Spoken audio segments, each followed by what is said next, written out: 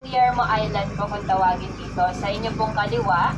So yan po ay ginawa para po magbigay ng proper recognition sa atin pong national artist po na si Guillermo Tolentino. So nandito po yung ilan sa mga ginawa po niya, like yung and then ang next po na pupuntahan naman natin yung Casa Candaba na nagmula po sa Candaba, Pampanga.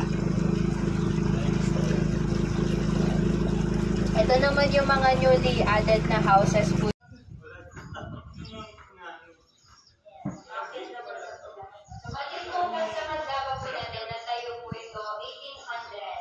Pamamay-ari po ni Tomas Cardenas Reyes at yung asawa niya po na si Concepcion Viola, related to Maximo Viola.